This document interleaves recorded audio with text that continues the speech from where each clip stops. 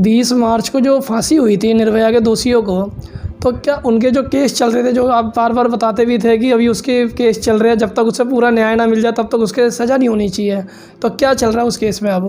पवन कुमार गुप्ता की तरफ से दिल्ली हाई कोर्ट में याचिका पेंडिंग है, वो भी लंबित है। कड़कड़डूमा कोर्ट में पवन कुमार गुप्ता की तरफ से याचिका पेंडिंग है। मुकेश की और विनय की याचिका दिल्ली के उपराज्यपाल महोदय क्या पेंडिंग है, अभी कोई डिस्पोजल नहीं हुआ है। मुख्यमंत्री जी क्या पेंडिंग है, पटियाला हाउस में याचिका पेंडिंग है, कितनी याचिकाएं भी पेंडिंग है।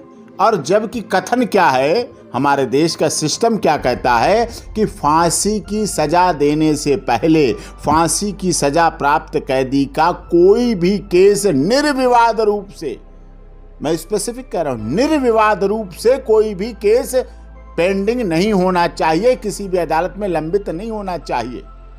अक्षय की वाइफ का डाइवोर्स का केस पेंडिंग है। ये तो आप फांसी की सज़ा रोकने के लिए लोगों को कहना पड़ रहा था कि नए नए पैतरे आजमा रहे थे आप, नए तरीके से। सिर फाड़ा गया पवन का सिर फाड़ा गया। मंडोली जेल के पुलिस कर्मचारी ने फाड़ा, नाम दिया, डिटेल दी, केस दिया, सीसीटीवी कैमरे दिए, फुटेज दी, रिपोर्ट आई, मेडिकल आए, स्टेटस आया, कड़कड़डूमा कोर्ट ने उस पर एक्शन लिया, एक्शन टेकन, रिपोर्ट मंगाई, आगे डेट दी, कोर्ट में फिक्स हुआ, लगी तारीख। इसे पैंतरा है, ये किसी की न्याय की बात करना पैंतरा है। तो फांसी वाले दिन ही क्यों डिवोर्स तो के पेपर तैयार करा? पहले से चली हुई थी, बहुत पहले से चली हुई थी। सोचता हर व्यक्ति हमें न्याय मिलेगा। पवन कुमार गुप्ता के पेंडिंग है, हाई कोर्ट पे पेंडिंग है। रोबरी का केस की पेंडिंग है, जिसमें एक पत्रकार ने साफ तौर पे कहा ये सब पैसे ले लेके होता था खेल, पैसे लेके कार्यक्रम होते थे, प्रायोजित कार्यक्रम होते थे, आंसू बहाने के भी पैसे लिए जाते थे। जिस देश में न्यूज चैनल पर आंसू बहाने के लिए पैसे लिए जाते हो, आप उन चैनलों के आधार पर केस को डिसाइड करेंगे मीडिया ट्रायल में। ये मीडिया ट्रायल के दुष्परिणाम है कि लोगों को न्याय नहीं मिल पा रहा है, बस फैसले जल्दी हो जाते हैं। एक आप बता रहे थे कि पांडे जो है पैसे ले लेकर के वो बयानबाजी दे रहा था, तो क्या हुआ उसके साथ? अब कुछ किया आप लोगों ने? कुछ केस चल रहा है, उसका केस पेंडिंग है। पांडे है जो शिकायतकर्ता, वन ऑफ द शिकायतकर्ता है, को कंप्लेनेंट है, उसका केस चल रहा है, पैसे लिए, स्टिंग है।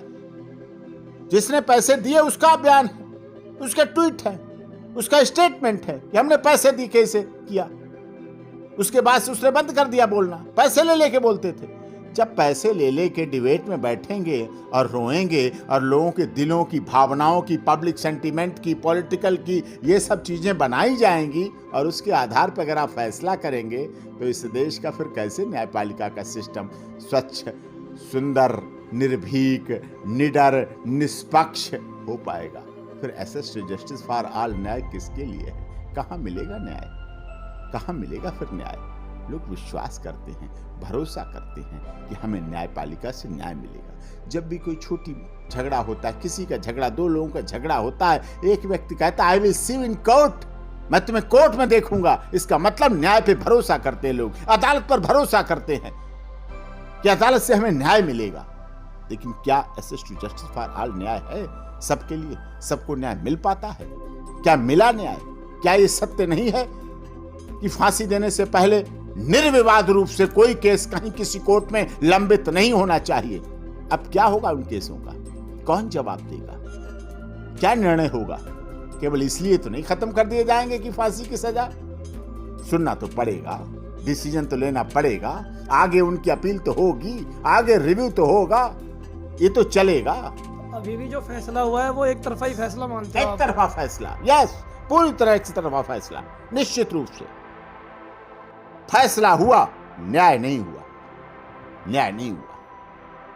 न्याय कैसे नहीं हुआ? न्याय हुआ तो न्याय नहीं हुआ, ये न्याय नहीं हुआ। न्याय नहीं, न्याय बिल्कुल नहीं कहूंगा। न्याय वो था जब सारे केस बिल्कुल डिसाइड होना चाहिए था, उसके बाद आगे की कार्रवाई होती। ये जल्दबाजी है, ये जल्दबाजी है।